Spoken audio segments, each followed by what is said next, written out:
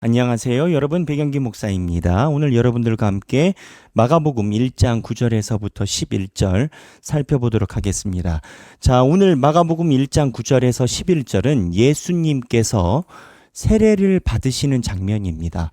본문을 먼저 한번 살펴보도록 하겠습니다. 그때 예수께서 갈릴리 나사렛으로부터 와서 요단강에서 요한에게 세례를 받으시고 곧 물에서 올라오실 새 하늘이 갈라짐과 성령이 비둘기 같이 자기에게 내려오심을 보시더니 하늘로부터 소리가 나기를 너는 내 사랑하는 아들이라 내가 너를 기뻐하노라 하시니라. 이렇게 예수 그리스도의 세례받는 장면이 나옵니다. 자, 우리가 여기에서 몇 가지 살펴봐야 되고 당연히 생각해 봐야 되는 내용이 있습니다. 무슨 내용이냐? 첫 번째, 세례의 의미가 뭡니까? 세례는 죄사함입니다. 죄사함입니다. 그런데 예수님이 왜 죄사함을 받아야 되죠?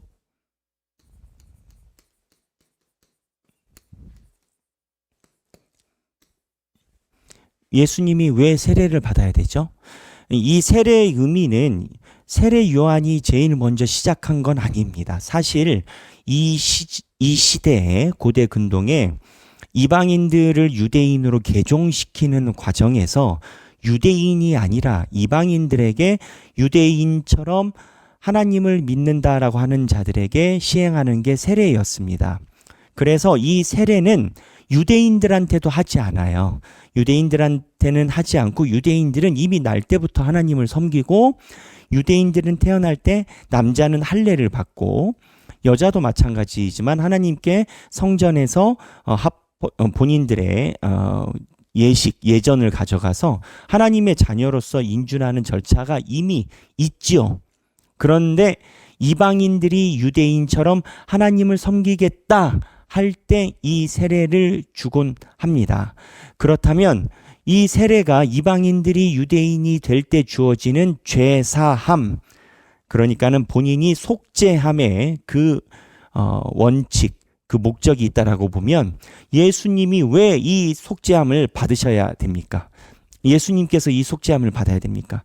이거에 대한 논의와 이거에 대한 연구가 제법 오래 있곤 했습니다. 그런데 예수님이 이 세례를 받은 이유는 아주 명확합니다. 예수님께서 이 세례를 받으신 이유는 하나님의 구속사 때문에 그렇습니다.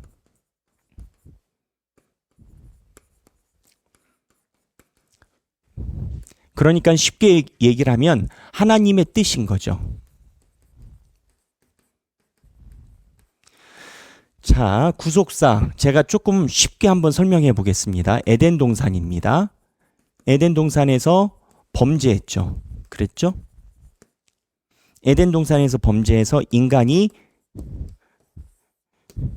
땅에 살게 됐죠. 그죠? 근데 하나님께서 인간이 땅에서 살게 된 원인이 이 범죄 때문에 그렇거든요. 이 범죄가 문제냐? 왜 문제냐? 이 범죄한 영혼은 하나님과 함께 거할 수가 없어요. 하나님과 함께 거할 수가 없어요. 왜? 하나님은 완벽한 선이시니까. 그래서 이 범죄로 인해서 인간이 하나님과 이렇게 이격이 생겼단 말이죠. 근데 하나님께서 인간이 이격이 생긴 거를 하나님께서 구원하고 싶어요. 근데 이 구원하고 싶은 건데 하나님께서 이 범죄 문제를 해결하지 않으면 하나님 스스로 앞과 뒤가 다른 거짓이 되는 겁니다. 악의 존재에는 하나님께 가까이 다가가지 못하는 그 원칙과 하나님의 선의 속성이 있는데 범죄한 인간을 하나님이 그냥 이렇게 가까이 할 수가 없는 거죠. 그러면 하나님 안에서도 충돌이 되지만 더 큰 문제는 하나님이 가지고 있는 충돌로 인해서 인간이 존재가 사라져요. 하나님은 완전한 선이기 때문에 악이 하나님께 범접할 수가 없어요. 그냥 존재가 사라진다고요. 그러니까 별 수 없이 어느 정도 거리를 둘 수밖에 없는 상황이 된 겁니다. 범죄 때문에. 에덴 동산 범죄 때문에.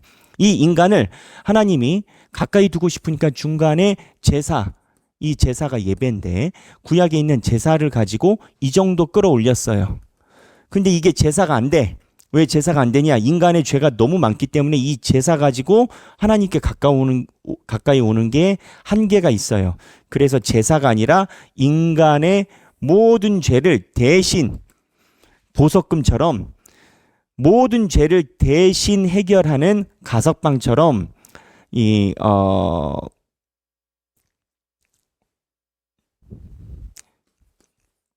우리를 위해 대신 죽으시는 대속의 양으로 예수님이 오셔야 되는 건 거예요. 그래서 예수님이 오셔서 인간의 죄를 짊어지고 그리고 인간의 죄를 짊어지고 이게 해결이 된 후에 인간이 이 땅에서 있다가 인간이 하나님과 이렇게 가까이 되게 되는 결과를 어디 분기점으로 가져가냐? 바로 예수님이 인간이 가지고 있는 죄를 제사 가지고 안 되니까 이 범죄를 대속해서 없애버리고 지워버리고 인간이 가지고 있는 죄를 예수님이 지고 나서 하늘로 올라가는 이 구조. 그래서 예수를 통해서만이 우리가 완전히 의인이 된 게 아니라 의인처럼 여김받아서 하나님께 가까이 갈 수 있는 구조. 이 구조를 하나님이 가지고 계세요. 예수가 이 구조에 대속량으로 오신 거예요. 대신 죄를 지으러. 예수님은 잘못이 없지. 예수님이 무슨 잘못이 있어요. 하지만 예수님이 잘못이 없다라고 계속 이 범죄에 대해서 부인하면 인간이 가지고 있는 죄를 요즘 말로 싱크가 안 돼. 연동이 안 돼. 예수님하고 이 범죄가 연동이 돼야 돼. 그래서 결론을 이야기를 하면 예수님이 세례를 받아야 되는 이유가 하나님의 구속사에 맞춰서 하나님의 뜻대로 맞추기 위해 하나님이 무죄하다. 이거를 버린 거예요. 예수님이 죄가 있어요? 없지. 근데 무죄하다라는 이 이미지와 아이콘을 버린 거예요. 왜? 예수님이 구속사에 맞춰서 죄를 짊어지려면 죄가 있다가 되어야 되거든요. 그래서 예수님이 죄를 진 건 아니지만 죄가 있는 사람처럼 여김을 받기 위해서 세례가 필요한 거예요. 세례가 뭐가 목적이라고 했죠? 죄인들에게 행하는 거예요. 그래서 여기서 우리가 생각할 수 있는 게 예수의 사역의 시작은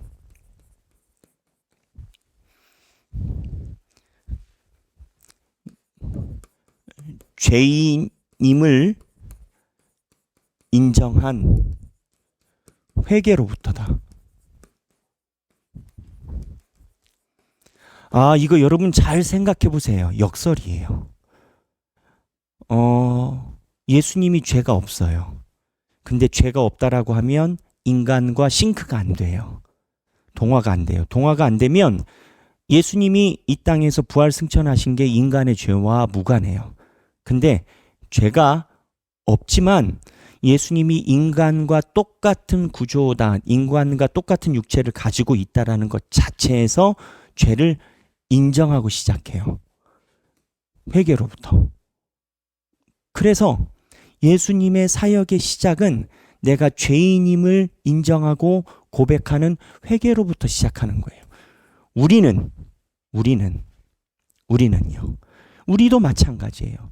우리가 하나님께 쓰임 받는 시작점은 내가 죄인이다라고 이야기를 하는 회개에서부터 시작을 해요. 그리고 두 번째 이거는 결국 예수의 시작은 자기 자존심 버림이다. 예수가 죄가 있어요, 없어요? 없죠. 없는데 인간과 동화되면서 그렇게 여겨지는 거를 본인이 가는 거죠. 백로야 까마귀 노는데 가지 마라. 이제 이런 얘기가 있잖아요. 까마귀들과 놀다 보니까 백로도 까마귀가 되는 거거든요. 그럼 백로가 백로예요? 까마귀예요? 백로인데 까마귀와 똑같은 습성을 갖게 되면 까마귀예요? 백로예요? 하는 행동이 똑같아지면 까마귀인지 백로인지 헷갈리는 거죠. 동화가 되는 거죠. 근데 예수는 일부러 죄인인 인간과 동화가 돼야 되기 때문에 여기에는 백로로서의 자존심을 버리는, 내가 의인이다라는 자존심을 버린 상태로 하나님 앞에 순종한 거예요. 그래서 이 예수 그리스도의 세례 사건은 자기가 죄인임을 인정해야 되는 자존심을 버리고 하나님이 말씀하신 것에 토를 달지 않은 순종의 사건으로 세례를 이야기를 합니다. 그렇기 때문에 예수님의 세례 사건을 순종이라고 이야기를 하는 거예요. 생각해 보세요. 그 세례 받는데 무슨 순종인가? 그냥 우리가 피상적으로 생각하는 게 내가 죄인이다. 내가 죄인임을 인정한다. 이렇게 생각하잖아요. 그게 틀린 게 아니에요. 근데 예수님에게는 그 과정이 순종이 필요했다고요. 왜? 본인이 죄인이 아니니까. 그래서 이러한 예수님의 상황을 살펴봐야 되고, 또 하나 예수님께서 세례 받을 때 세례시 하늘에서 임재가 있었어요. 예수님이 세례 받을 때 하늘에서 임재가 있었고, 하늘에서 이는 내 사랑하는 아들이다. 이거를 주변 사람들이 들었나? 성경에 보면 마태, 마가, 누가, 요한을 골고루 분석해 볼 때 헬라어의 어원을 보면 세례 요한은 들은 것으로 봅니다. 그러면 세례 요한만 들었을까라고 생각할 때 이렇게 찬반이 있지만 대부분 그 현장에 있는 사람들이 다 들었을 것으로 추정을 합니다. 자, 만약에 우리가 세례받을 때 하늘에서 이는 내 사랑하는 딸이다, 내 사랑하는 아들이다 라는 소리가 실제로 하늘에서 들렸다. 여러분들이 그러면 여러분들의 자인식은 어떻게 될까요? 제가 요즘에 정치 옛날에도 많이 보지만 보는 특이 현상이 있어요. 변하지 않아요. 실세 이야기가 나오고 문고리 권력 이야기가 나오고, 옛날에는 그런 사람이 있었습니다. 그냥 대통령의 의전 담당이에요. 의전 담당이 뭐예요? 옷 코디네이터예요. 근데 그 사람이 실세를 행사한 적이 있었어요. 그래서 검찰에 이제 직분을 매각매직하고 해가지고 잡혀가고 구속되는 경우가 있었죠. 제가 하고 싶은 말의 핵심은 이건 겁니다.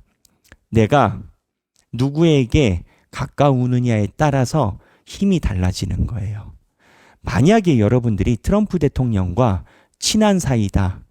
그래서 여러분들 직장에 트럼프 대통령이 사장님에게 또는 원장님에게 또는 누가 됐던 여러분들이 몸담고 있는 직장에 트럼프 대통령이 친필로 써가지고 내가 정말 아끼는 개똥입니다. 잘 지도해 주시고 사랑해 주시면 감사하겠습니다. 이러고 편지 보냈다. 실제로 트럼프가 여러분, 그 다음날 여러분들에 대한 기사가 전국에 다 도배가 될 겁니다. 제가 하고 싶은 얘기는 세례는 그렇다라는 거예요. 우리가 하나님과 가깝다라는 하나님의 자인식을 주는 거라는 거예요. 무슨 얘기냐? 여러분들은 하나님께 세례 받았잖아요. 근데 하나님과 가까운 사람으로서의 자존감, 자부심, 자랑이 있느냐를 한번 생각해 봐야 돼. 예수 그리스도가 하늘에서 임재를 할 때 예수님의 이 사건을 성경은 꼭 기록합니다. 왜? 하나님의 신분이, 예수의 신분이 이 땅에서는 십자가에 달릴지 몰라도 하나님에게는 하나님의 아들로 확실히 있다라는 거예요. 여러분은요, 예수님 때문에 여러분도 저도 하나님의 아들이에요. 하나님의 딸이에요. 하나님께서 우리의 삶을 가져가세요. 세상에서 비천하게 여기고 예수님처럼 때로는 억울하게 십자가의 형벌로 물론 형장의 이슬로 여러분이 그러라는 게 아니라 그러한 처지에 당한다 치더라도 예수님의 자존감은 하나님의 아들이에요. 하늘에 있어요. 우리가 그렇게 사느냐라는 거예요. 그래서 생각하기, 나의 자존심은 어디에 있는가?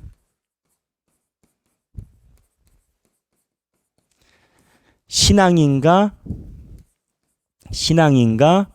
아니면 세상인가? 내가 어디에서 인정받고 어디에서 내가 크레딧을 쌓아갈 때, 신뢰를 쌓아갈 때 내 삶이 정의가 되는가? 오늘 예수 그리스도에 관련된 이 마가복음 1장 9절에서부터 11절은 우리가 깊이 묵상해 봐야 되는 내용입니다. 성경을 읽어보시고 필사하시는 분은 필사하시고 오늘 생각하기 또는 그 외에 나눔이 있으시면 함께 나누시는 시간이 되면 좋겠습니다. 모두 행복한 성경 읽기 되시길 바랍니다. 감사합니다.